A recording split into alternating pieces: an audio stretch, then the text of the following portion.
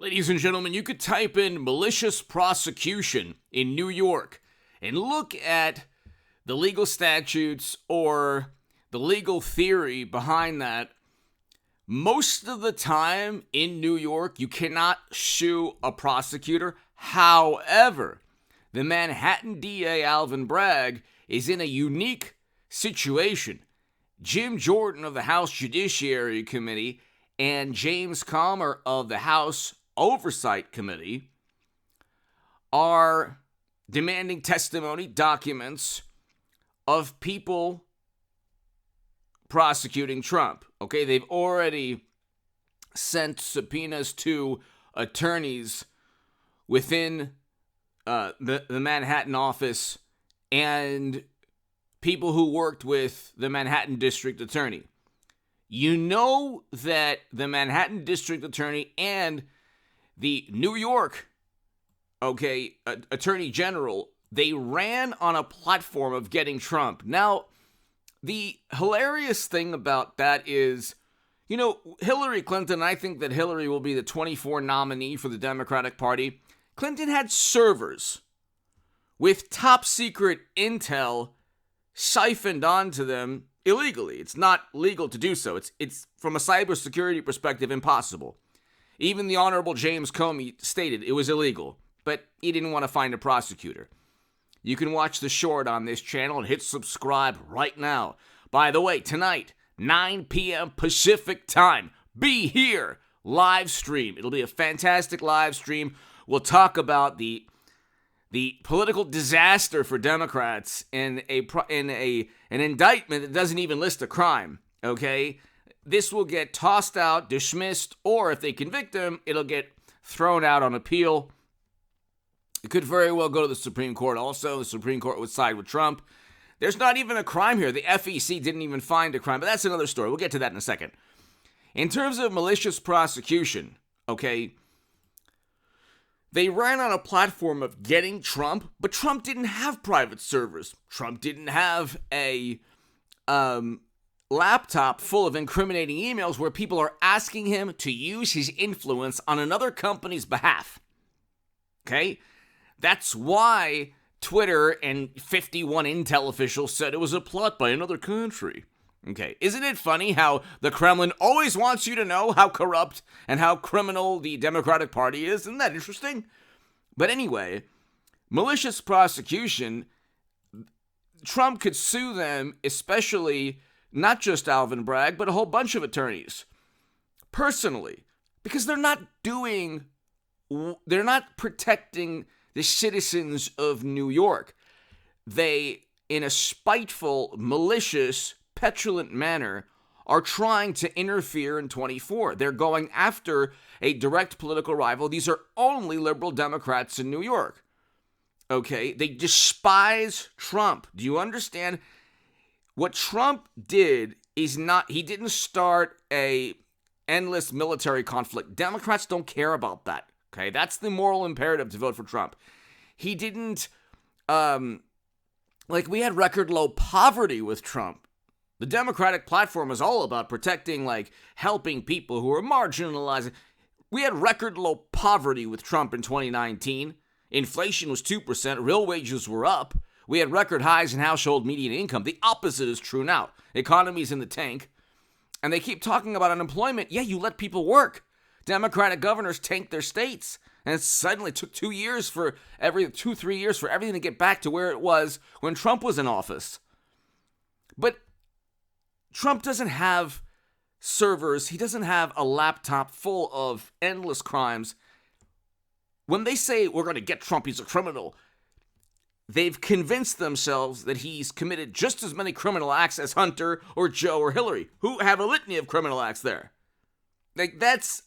You have servers there. You have, a laptop. You have suspicious banking transactions. You have all of these things where financial institutions are looking at, why are the Bidens so wealthy now within 10 years? Trump wasn't like that. They're suspicious of him. They don't have anything on the man. They impeached him on an ellipsis. Then they impeached him for compelling people to commit crimes, but they never indicted him on that because he used the word peaceful. And so every allegation, every public indictment of Trump is filtered through liberal sensibilities. He's an authoritarian. He's a totalitarian. He's a despot. These are people who are ignorant of history. They really are ignorant of history. Okay? A true despot or totalitarian or authoritarian has all of media, intel agencies, loyalists in government going after the direct political rivals. Trump didn't have that. And when he had the Durham probe, that was because he was actually set up, and the Durham probe was supposed to kind of show that he was, and it did. If you read the indictments, all of these attorneys and public relations people and tech people are all linked to Clinton and the Democratic Party. And they all just fomented nonsense about Trump. But the prosecutors ran on a platform of getting Trump because they think he actually committed crimes, which is hilarious because there are Democratic politicians who did commit crimes. So their best defense is a good offense. Accuse Trump of everything and nobody will look at the actual crimes committed by Hunter, Joe, Hillary, all these other people. And I think Hillary Clinton will be the 24 nominee for the Democratic Party. She could possibly become president if she wins Georgia and Arizona. If the Georgia and Arizona Republican parties will determine the fate of the country and the world in 24. But anyway, we're 90 seconds to midnight because of Biden. Okay, his foreign policy is an absolute unmitigated catastrophe. But anyway, Democrats don't care. Trump defeated Clinton, and that was a psychological and emotional equivalent of the Hindenburg or the Titanic. Okay, President Obama was supposed to be a paradigm-changing moment in American politics.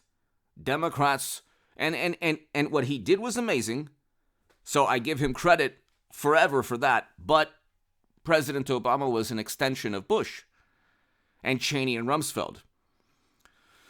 Even Noam Chomsky says that Trump is less hawkish than both Bush and President Obama. But the point is, Democrats believed that they would get a third Obama term with Hillary Clinton. They thought that they would control the future of this country forever.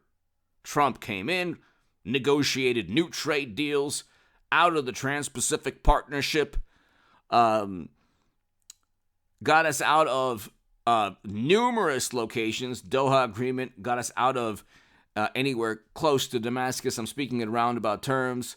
And, of course, they lied to him on that.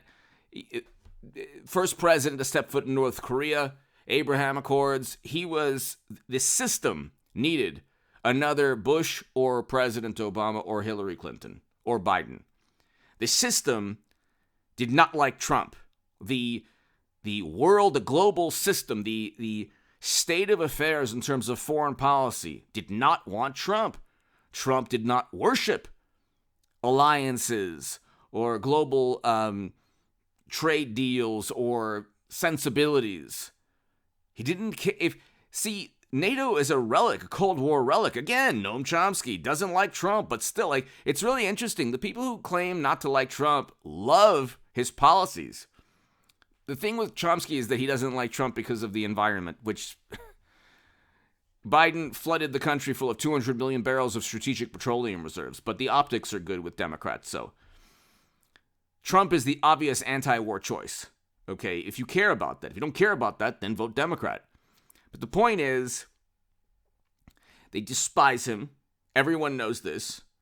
New York Democrats, who basically are the prosecutors going after Trump, are doing so to silence or to marginalize or to torment or to tarnish the image of their direct political rival. It's malicious prosecution. And anyone associated with the Democratic Party, if Alvin Bragg or any Democrat in New York had anything to do with Schumer or Gillibrand or the DNC or Hillary Clinton or any Democrat, because we know Michael Avenatti was running as a Democrat. So it's very easy to prove malicious prosecution. It has nothing to do with the rule of law. Hit subscribe to this channel right now. Be here tonight, 9 p.m. Pacific time, live stream on this channel. Be here at 9 p.m. Pacific. Thanks, everybody.